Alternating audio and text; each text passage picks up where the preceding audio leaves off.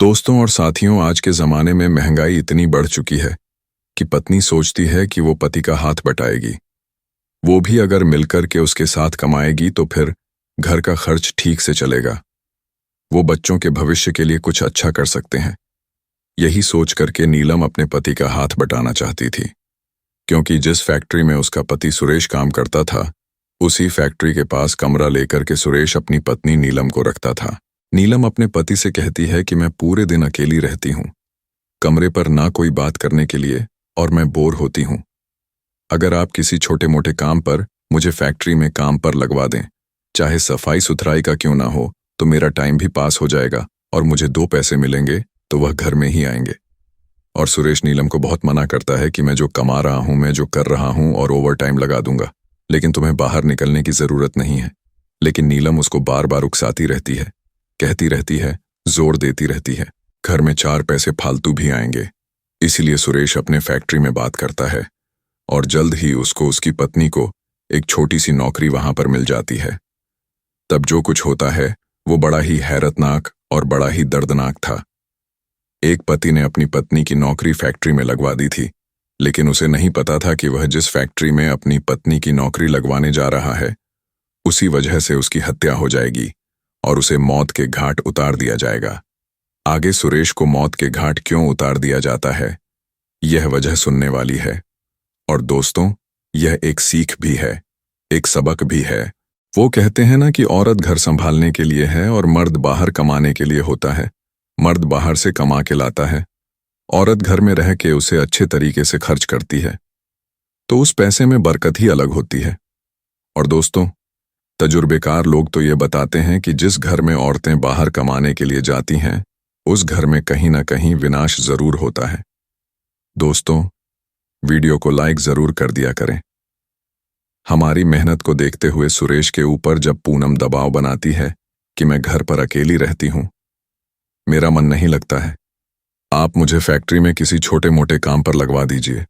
तो सुरेश अपनी पत्नी को पहले तो काफी समझाता है, लेकिन उसकी जिद के आगे वो सर झुका देता है और कहता है कि ठीक है, भाग्यवान, अगर तुम यही चाहती हो तो मैं फैक्ट्री में मालिक से बात कर लूंगा। जब वो मालिक से कहता है कि साहब, मेरी पत्नी है, कमरे पर अकेली रहती है, बोर होती रहती है, उसका टाइम भी पास नहीं होता, कुछ छोटा मोटा काम उसको फैक्ट्री में दे दीजिए, वो कुछ जो भी आप कहोगे वो कर लेगी। तो उसके मालिक ने उसको सफाई की नौकरी उसको दे दी कि ठीक है, अगर ऐसी बात है तो वो सफाई की नौकरी उसे मिल जाती है।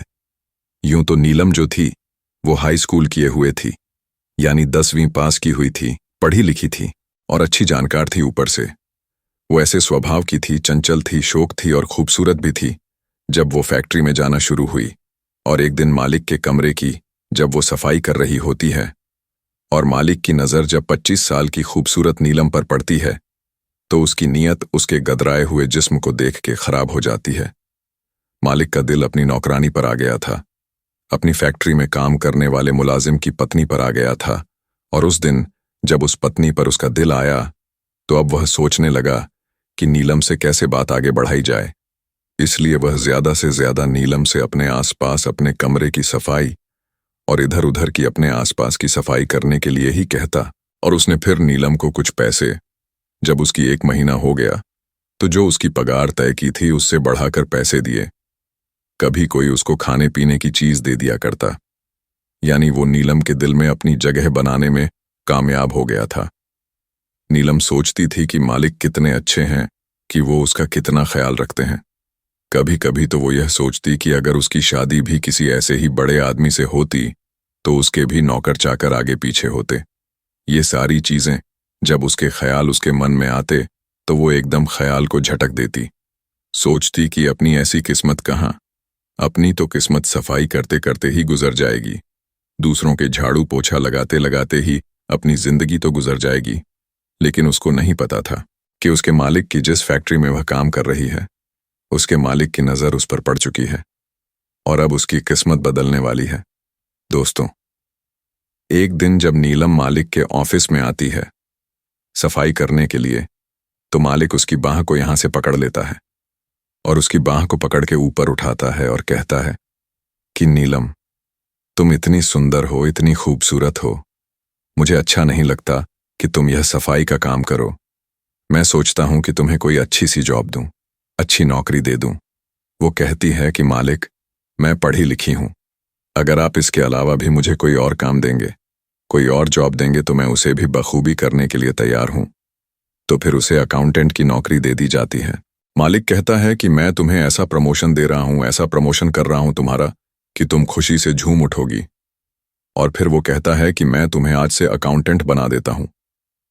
जब उसे अकाउंटेंट बना दिया गया तो वो अब मालिक की एहसान तले दब गई थी। मालिक की शुक्रगुजार होती है उसका शुक्रिया अदा करने के लिए। जब वो उसके ऑफिस में आती है अगले दिन कि मालिक तुमने मुझे इतनी अच्छी जॉब दी, तो फिर मालिक उससे कहता है कि नीलम, मैंने तुम्हें जो जॉब दी है वो इसलिए दी है कि मैं तुम्हें चाहने लगा हूं, मैं तुमसे प्यार करने लगा हूं और मैं तुम्हारा साथ चाहता हूं। नीलम, मैं कहने से डरता था कि अगर मैंने तुमसे कहा और तुम्हें बुरा लग गया और यहां से अगर तुम नौकरी छोड़कर चली गई तो फिर क्या होगा मेरे प्यार का। इसीलिए मैं तुमसे कहने से डरता था। आज बड़ी हिम्मत जुटा करके मैंने अपनी हिम्मत को इकट्ठा किया और तुमसे यह बात कही है। आई लव यू नीलम, मैं तुम्हें बहुत चाहता हूं। अब तुम्हारे हाथ में है कि तुम मेरे इस प्यार को स्वीकार कर लो या ठुकरा दो। नीलम जब इमोशनल कर देने वाली बातें यह अपने मालिक की सुनती है तो वो उसके चंगुल में फंसती चली जाती है। मालिक ने नीलम के जिस्म पर जो उसकी नजर फिसल गई थी, जो उसके ऊपर वो दिल हार बैठा था, जो उसको पाने की कोशिश कर रहा था, वो पासा फेंक दिया था और नीलम उस जाल में फंसती चली जाती है और वो कहती है कि मालिक, आपने मुझे प्रपोज किया, मैं इस काबिल कहां थी। लेकिन मैं आपकी इस बात को कबूल करती हूं, लेकिन आपको पता है कि मैं शादीशुदा हूं और मेरा पति भी यही आपकी फैक्ट्री में काम करता है। वो कहता है मालिक उसका कि कोई बात नहीं, तुम शादीशुदा हो, मुझे कोई ऐतराज नहीं, मैं तो तुम्हें अपनी रानी बनाना चाहता हूं, तुमसे शादी करना चाहता हूं और फिर तुम चाहो तो अपने पति से तलाक लेकर के सदा के लिए मेरे साथ आ सकती हो। जब यह सहारा उसको मालिक से मिला, मालिक की बातें जब सुनकर के तो उसको अब अपने सपने साकार होते हुए दिखने लगे।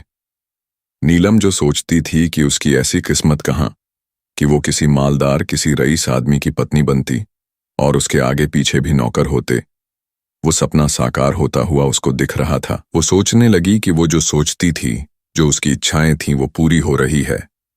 इसलिए वो उसके प्रपोजल को कबूल कर लेती है और फिर उसकी बाहों में समा जाती है। उस दिन जो मालिक ने नीलम को अपनी बाहों में लिया तो उसके सारे मुरादें पूरी हो गई थीं।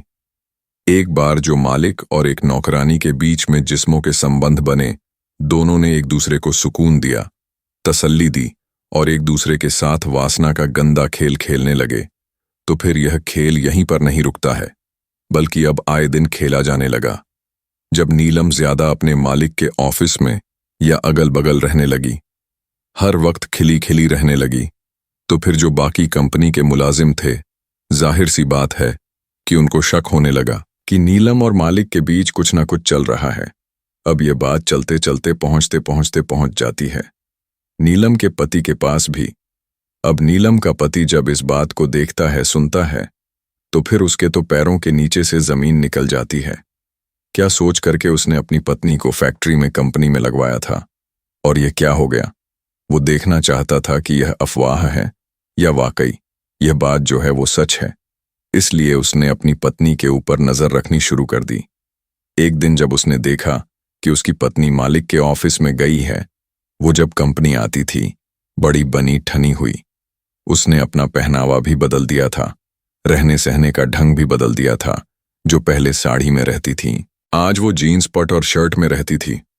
पति सुरेश उसको समझाता था कि देखो, यह हमारे ढंग नहीं है। वो कहता है कि कुत्ते को देसी घी हजम नहीं होता।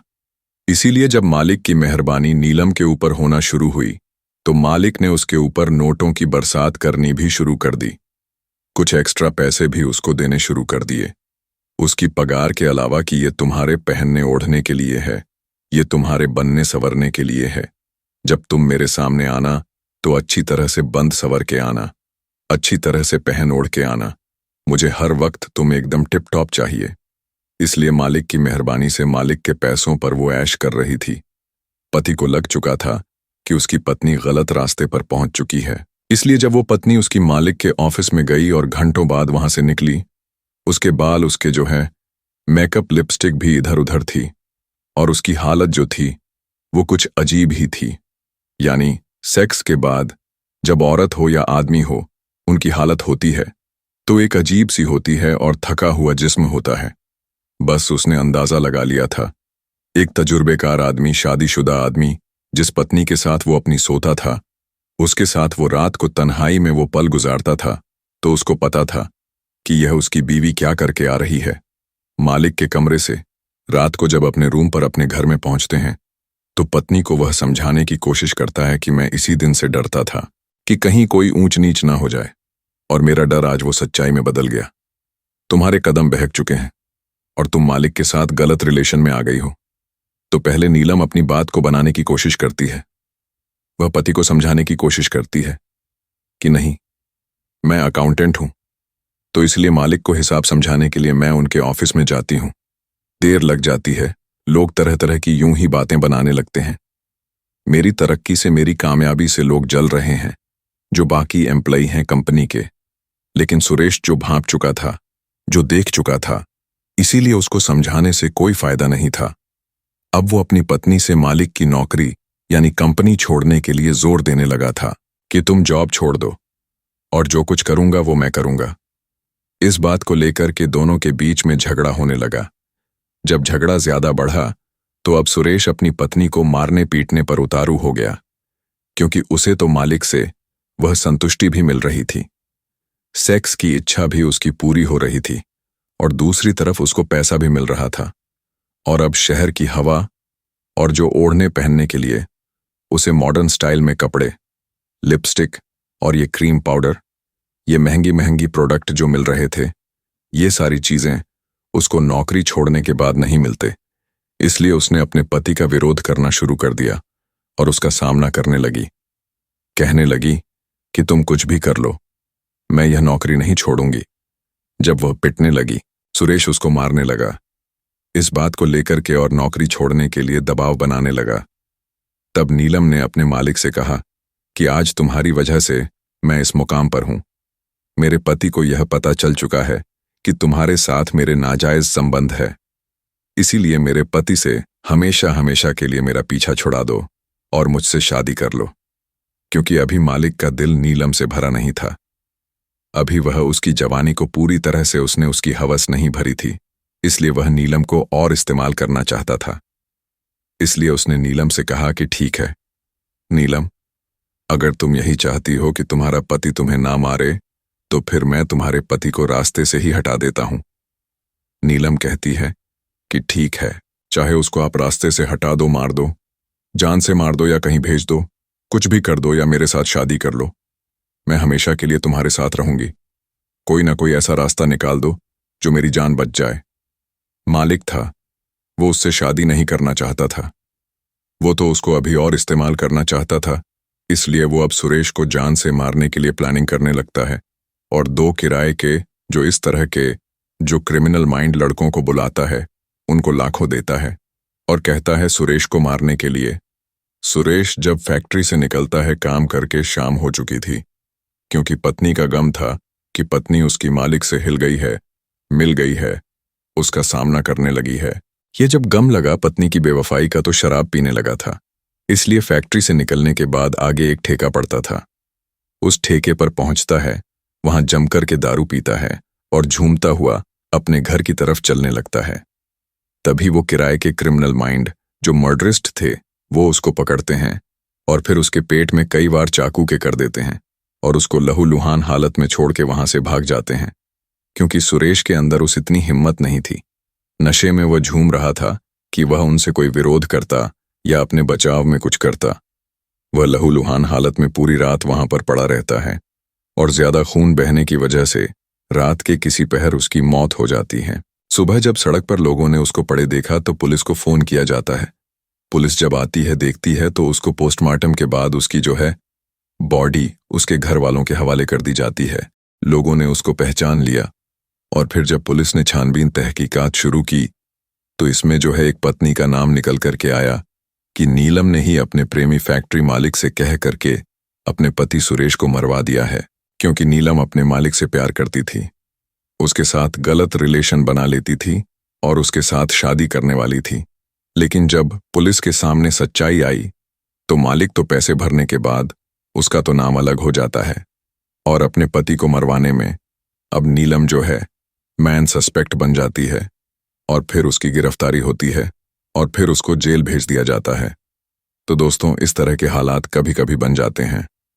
चलिए आपसे फिर किसी नई स्टोरी में मिलता हूं, तब तक के लिए दीजिए इजाजत।